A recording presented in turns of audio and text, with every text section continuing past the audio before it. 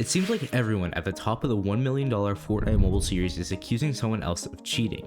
Not viewers, not salty randoms in the replies, the pros themselves, the same 16-ish names fighting over $1 million prize pool, are spending their time between tournaments trying to expose each other. Cheating, teaming, and in some cases, things much worse than that. And in order to understand how a mobile game, a game most people don't even know has a competitive scene, ended up with harassment campaigns, doxing attempts, and a top 100 where almost nobody is fully clear of suspicion, you first have to understand why cheating on mobile is nearly impossible to prove, because at some point while making this video, it stopped being a story I was covering and something I actually experienced. Someone pinged me out of nowhere in a public chat with over 100 people in it, boasted personal information about me. It was close, but it wasn't correct. And it was close enough where they had gone looking but didn't find the right stuff, and they wanted an audience for it. One thing before we start, this video contains real accusations about real people, and in most cases, those people have publicly defended themselves. I'm not showing you any of this so you can go harass anyone. If you take anything from this video and turn it into a witch hunt, you just become part of the same exact problem that this video is about. So, the Fortnite Mobile series. If you've never heard of it, you're not alone, and that's kind of the point. This is Epic's touch-only, solo-only competitive circuit. No controllers, no PC players, it's just phones and tablets. And attached to it is a number that surprises basically everyone I say it to.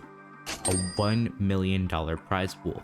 Players have to grind monthly through opens, heats, and qualifiers across every single region, and tournaments run across multiple seasons, with the entire mobile series running longer than even FNCS. From there, the top 16 players in the world will get flown out to an in-person championship to fight over a $250,000 slice of that $1 million pool. Now, for a scene that didn't even properly exist a couple of years ago, that is life-changing money, which is exactly the problem, because the moment you attach $1 million to any game, you don't just attract the best players, you attract everyone who wants that money without earning it. So this led me to an obvious question.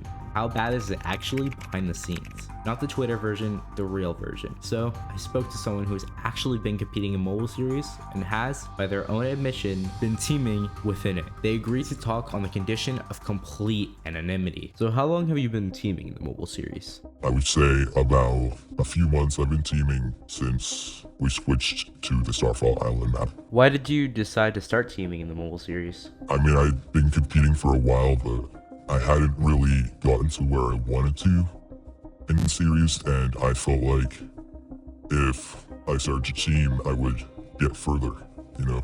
I mean, you see all these people at the top, and you see that they've all been teaming, cheating, so you kind of want to get in on that as well. When you look at it, there's been a lot of people that have been making a ton of money off this, so it's just too lucrative not to, and Epic's been doing nothing about it, so it feels like there's no consequences. Can you tell me a little bit about how you've been teaming in the mobile series? I mean, I know that on console, it's really just like you invite your friend to a party and then you guys collaborate a little bit, but how does it really work on mobile? Because we have set lobbies and stuff and heats now. So I mean, the way that we've been doing it is we have a Discord server. What will happen is when we know that we're in game with someone that's also in the server, we'll just ping them.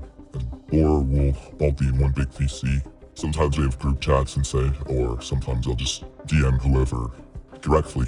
When it comes to the set lobbies, we can plan and coordinate together, so it makes things a lot easier than just having to go randomly and find people. You won't see me teaming much in opens. Do you think that you'll ever be caught, or do you think that you'll be able to make it out? I don't think anybody's gonna get caught. I think that Epic has no idea how to solve this problem.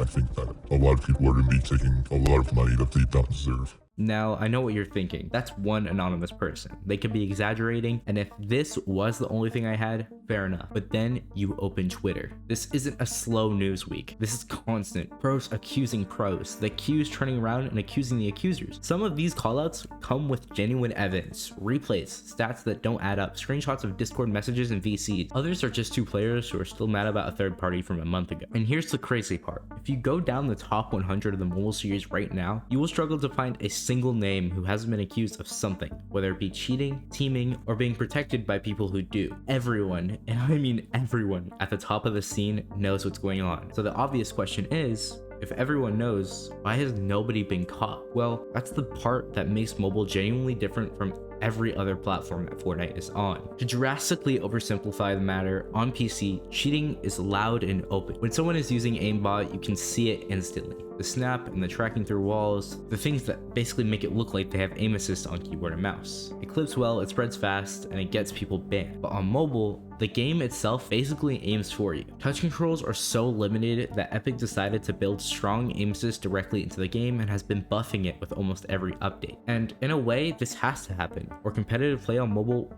wouldn't function at all. But to the extent it's at right now, it's so strong that it could even track people through terrain and trees. So the difference between this player mastered aim assist and this player has aim assist with something extra layered on top is nearly invisible, even to pros and even in replays. Then there's the second problem. On mobile, players genuinely do come out of nowhere. We don't have a decade of history, no names. So when an account with no track record suddenly starts putting up group stage numbers, you can't tell if you're watching the scene's next star or someone's alt account running a cheat. Both look identical from the outside and from Epic's perspective. And then there's the method that isn't even software at all. Remember, the entire identity of mobile series is that it's touch only, no controllers ever.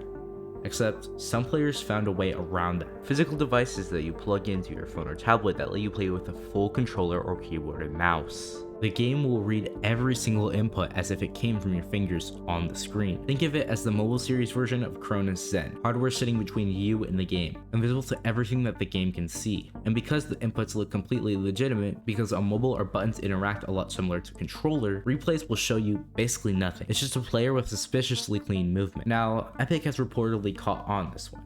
They've cracked down on these devices, and there are reports of action being taken against players who use them, which, if true, would be one of the first times Epic has visibly enforced anything in the scene. Keep that in mind because it connects directly to where this video ends, and that's why there's no single viral clip that will settle any of this. On PC, one clip can end a career, but on mobile, the evidence only exists in patterns, weeks and months of data that only Epic Games can see. Which brings us to a very uncomfortable question.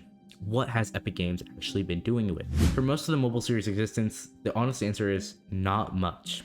Reports go in and nothing will visibly come out. And if you think I'm exaggerating about this, here's my favorite example from making this entire video. A player publicly admitted to cheating on Twitter. Not a leak, not an accusation, a direct admission from their account. They tagged Epic Games in it, and as of the recording of this video, that player is still not banned and has won thousands of dollars in the mobile series. To note though, that player is not the one that we interviewed earlier. Let that sink in. Players are getting doxxed over accusations, and meanwhile, a written confession hand-delivered to Epic's mentions changed nothing. So when a community realizes that even a confession won't move the needle, it stops waiting for Epic, it polices itself. So to get a better understanding of how to actually fix this problem, I want to go back into Fortnite's history and see how mobile was handled in the past. Unfortunately, I haven't been around that long though, so we're going to interview someone that you guys may know, Preacher FNF. So you've been around the mobile scene for quite a while. How has the conversation around cheating changed? Yeah, I'm old, but I would say a lot of the cheating conversations centered around some of the scrims and dropping on people and some of the things like that. I know there was some drama at the beginning of Chapter 2, but I didn't really know many people, and I stayed out of it anyway. Do you think Epic actually understands how bad this has gotten on mobile specifically, or are they just behind? I do think Epic understands how bad this has gotten, especially given all the reports and people like Vestalix and Percept that were often discussing the issues, and then all the reports that they've been getting of people teaming, hacking, alt account abusing. I mean, they are probably inundated, and with the lack of employees around, which I'm assuming the mobile sector got hurt too with the laying off of jobs, that they just can't always adequately handle it. Plus, I do believe that they have a very firm action versus inaction phrase. Like if it builds up enough, then they take action, right? They need to have something in mind besides just, I guess, banning. Plus, if it's subjective and you don't have any outright evidence, I think that's an issue as well. Would actually need to change, not like just banning more people, for this to actually get better?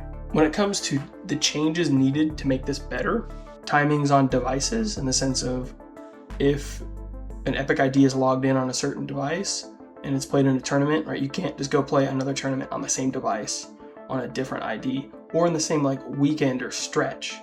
You know, there is something to that, I think, in the realm of pseudo region lock in the sense of making sure people aren't abusing the openness of the tournaments and using all the different alts or teamings. Now, if you're going to talk about teaming, that's going to be a lot harder to stop on mobile because, a lot of us might use a device outside of our gaming device to use Discord or talk on. So how are you going to stop someone? Right? You can't do that. And PC players don't get limited in that way either. So there is that to consider. But I really think just if they can look at the hardware itself, look like, has it played a certain one? Because I know a lot of people use exit lag or gear up. For them, that would be something that would at least obscure part of the signal. I understand that. So now that we've seen Preacher's points, we have to talk about something that I originally mentioned at the start of this video, as somewhere in the middle of recording all of this, it reached me too. My personal information dropped in a chat with over 100 people watching. It was close, but basically entirely wrong. I'm fine, genuinely,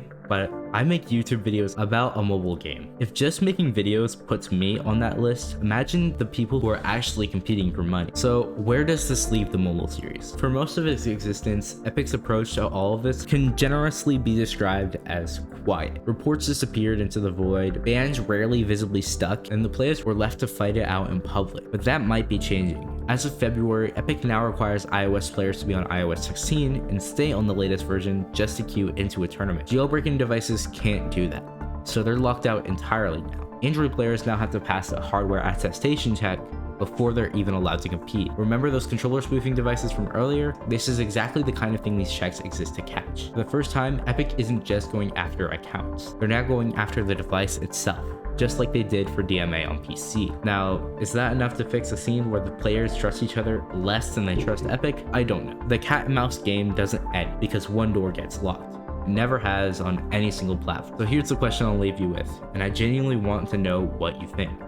If nearly everyone at the top of mobile series has an accusation hanging over them, prove it or not, is this actually $1 million competition?